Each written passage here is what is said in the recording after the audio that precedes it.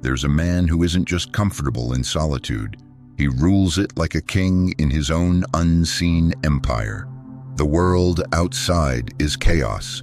Phones buzzing, opinions flying, everyone sprinting toward the next distraction like their life depends on it. But he sits in a quiet room, unmoved, as if the noise belongs to another planet. Most people think that kind of stillness is weakness. They see it as isolation, a retreat, maybe even a sign he's lost touch. But Friedrich Nietzsche called solitude the workshop of power. Blaise Pascal warned that almost every human problem comes from one simple inability: to sit quietly, alone with one's own mind. Now imagine the man who not only endures that silence, but masters it. Imagine someone who can walk into the storm of his own thoughts, fears, doubts, regrets, and not run, not hide, but stand there until the storm bows to him. Because here's the truth: anyone can look strong when the crowd is behind them. Anyone can feel brave with applause in their ears. But strip away the noise, the validation, the constant feed of other people's attention, and most men crumble in minutes. Not him.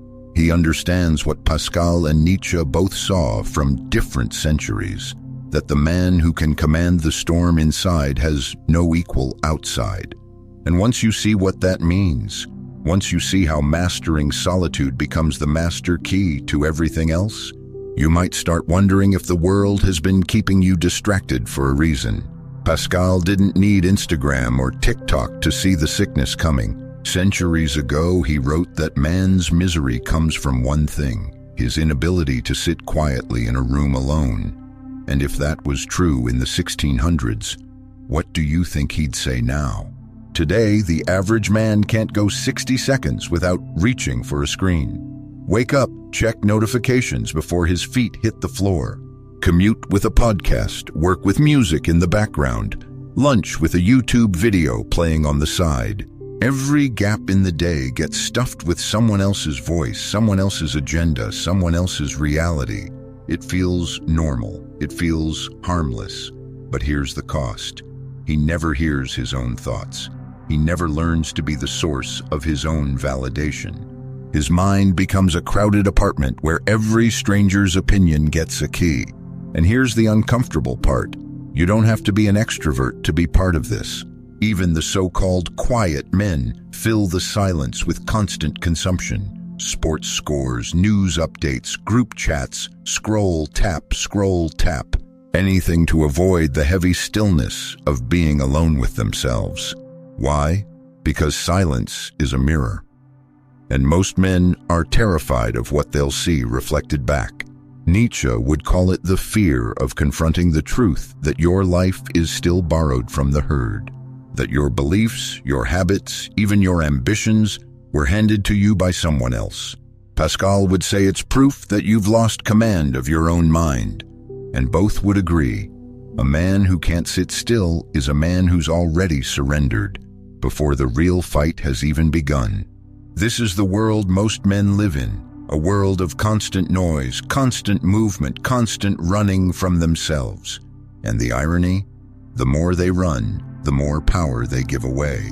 Because here's the first secret to mastering everything else: if you can't control your own attention, someone else already does. But what happens when a man refuses to run? What happens when he sits down in that empty room and doesn't flinch? That's where the real story begins. Here's what no one tells you about solitude. The first stage isn't strength, it's weakness.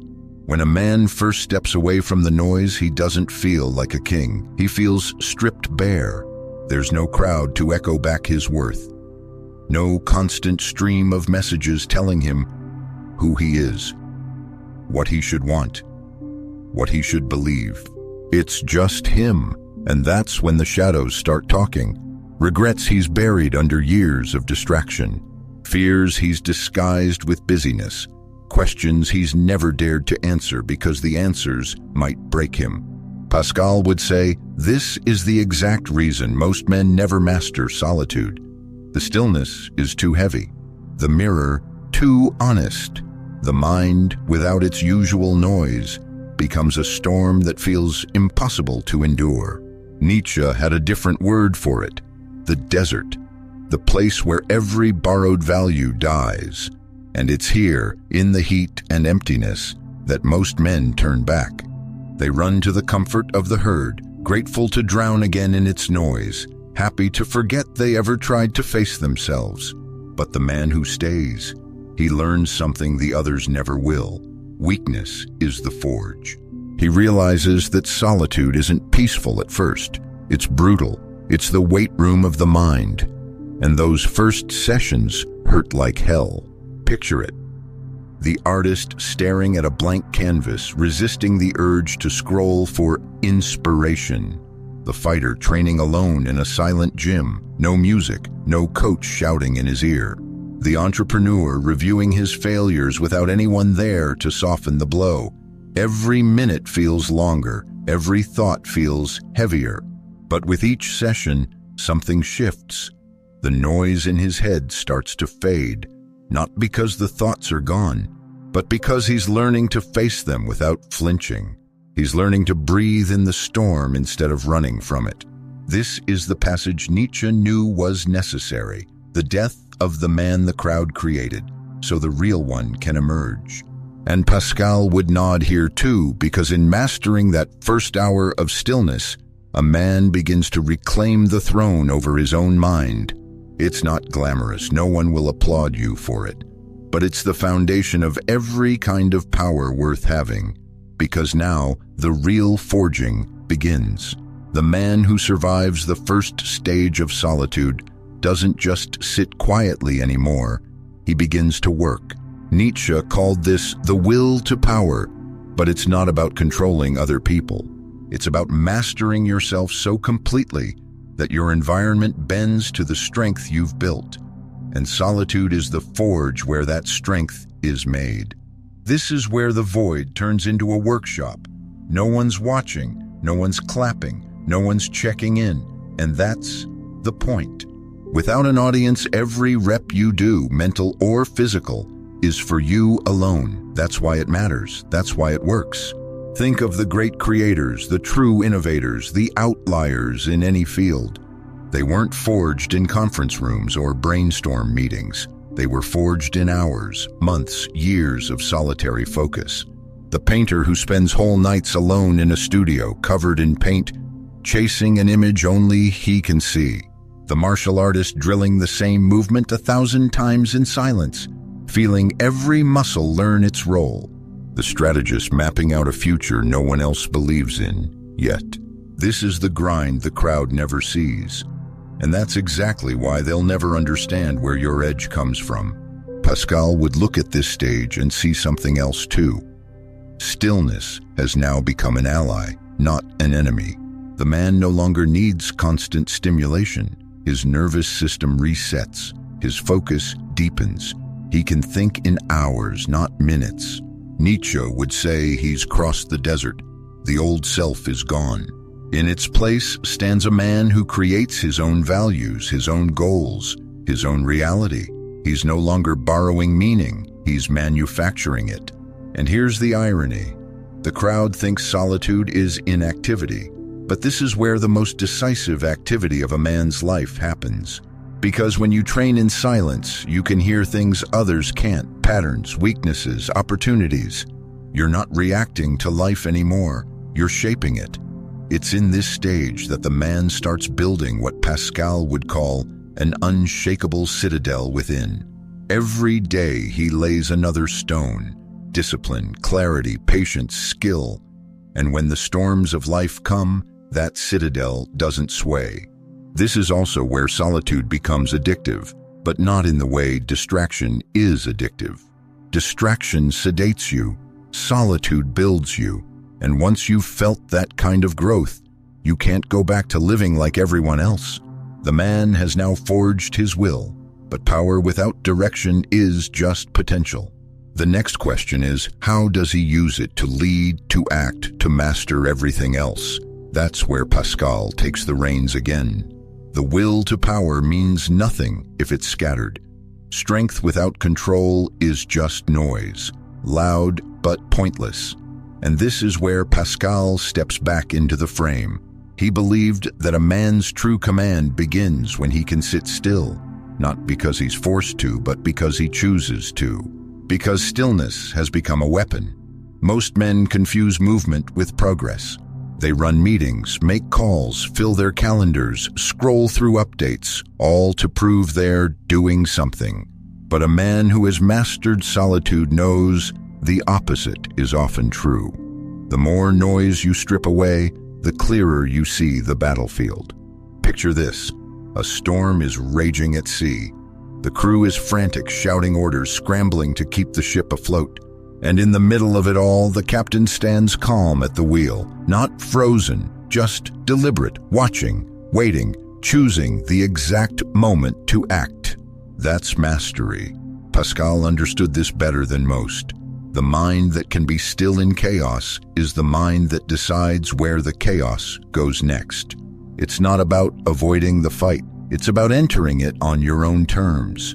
Nietzsche would agree here, because this is where the will to power meets precision. It's no longer raw strength, it's targeted, intentional force.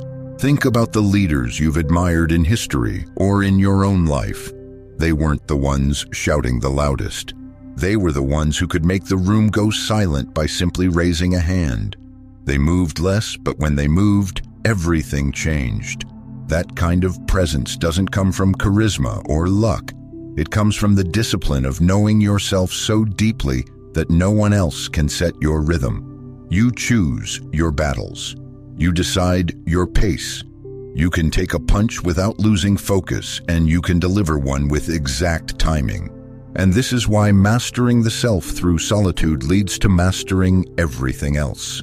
When you're no longer chasing every distraction, you can spot the one move that matters and commit to it fully. Pascal would say the man has become his own master and therefore master of all. Nietzsche would call it becoming who you are. Two different languages, same reality. It's in this state that decisions turn into declarations and actions ripple far beyond the moment. And the man, he's no longer reacting to the world. The world is reacting to him. But power, once mastered, demands to be used. And now the question becomes, where will he point it first? The man who has mastered solitude doesn't keep that power locked inside a dark room. He carries it into the world, silently, deliberately, and it changes everything he touches. In business, it means he's not rushing into deals out of fear of missing out. While others chase trends, desperate to prove they're in the game, he studies the board, waits for the right opening, and moves only when it's time to win. Competitors burn out chasing every lead. He takes the one that matters. In relationships, it means he's no longer bargaining for attention. He doesn't need constant reassurance, and that makes him magnetic. People sense it, the absence of need. He can walk away from toxic circles, manipulative dynamics, or shallow approval without a second thought, because his value isn't borrowed, it's built. In creativity, it means he produces work no one else could. The crowd's work is designed to be liked. His work is designed to last. He's not chasing claps, he's building cathedrals. And this shift is invisible to most. They'll just say he's lucky or different. They'll try to explain his success in ways that make sense to them, because the truth is harder to swallow. He became untouchable by doing what almost no one dares to do, mastering the storm inside before trying to master the one outside. Pascal would call this freedom from the tyranny of the moment. No impulse, no headline, no passing mood can hijack his focus. Nietzsche would see it as the highest form of self-overcoming, the man who not only transcends the crowd, but can walk among it without losing himself. This is why his moves look effortless. They're not rushed, they're not reactive. They're the product of hours, days, years of work that no one saw. By the time the world notices, the game was already decided. And here's the part most people miss. You don't need to be in a position of authority to live this way. Authority is just the byproduct. The real prize is command. Command over your mind, your emotions, your time, your actions. That's what makes the rest fall into place. When you master yourself, you stop competing in the same race as everyone else. You set your own course, and suddenly, there's no one in your lane. But this kind of freedom, it's not without its risks. Because a man who needs nothing from the crowd becomes the one person the crowd can't control, and that makes him dangerous. Freedom sounds beautiful, but in its purest form, it's dangerous. Not dangerous to the man who has it, dangerous to the world that's built on controlling men who don't. Most people don't realize this, but entire systems rely on your dependence. Businesses need you to crave their products. Politicians need you to need their promises. Social circles need you to need their approval. A man who masters solitude breaks that chain. He's no longer buying things to impress people he doesn't respect. He's no longer voting for leaders out of fear. He's no longer bending himself to fit into groups that drain his spirit. He can step into the crowd, move through it, even work with it, but he doesn't belong to it. And the crowd knows. That's why it treats him differently. Sometimes with respect, sometimes with suspicion, sometimes with hostility. Because when a man can walk away from anything, the people who can't will see him as a threat. Nietzsche would say, "This is the moment the sovereign individual appears, a man whose values are entirely his own." Pascal would see it as the final proof of mastery, the ability to be at peace anywhere, even in the middle of 1,000 competing voices. But here's the irony. He's not trying to rebel. He's not shouting about independence or demanding recognition. He's simply free. And freedom that quiet is the hardest kind to fight. The dangerous part isn't that he resists the crowd. It's that he can join the crowd without ever losing himself. That's a power most will never understand. And for the man who's reached this point, there's one final question left. How do you keep this mastery alive? Power fades if it's not maintained. Solitude is no different. You can't master it once and expect it to last forever. It's a muscle, and like any muscle, it withers when ignored. Pascal knew this. That's why he warned against drifting back into distraction. Once you've tasted the calm of a mind you command, going back to noise isn't just a step backward, it's surrender. Nietzsche knew it too. Self-overcoming isn't a single event. It's a lifetime of rising above who you were yesterday. The man who stops climbing the mountain doesn't stay where he is.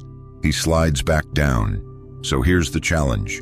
7 minutes alone every morning. No phone, no music, no agenda. Just you and your thoughts. 7 days with no social media. Not to prove anything to anyone, just to feel what the silence does to you. 7 weeks where you pour at least one uninterrupted hour a day into a project that matters only to you. Your mind will try to pull you back into the herd. Let it scream. Sit anyway. Because here's what happens if you commit. Pascal will teach you to sit in the storm without fear. Nietzsche will teach you to walk out of it carrying power no one can take from you. And when you combine the two, you don't just master solitude. You master the world outside it. Remember this, if you can sit alone and rule yourself, you can walk anywhere and rule the day.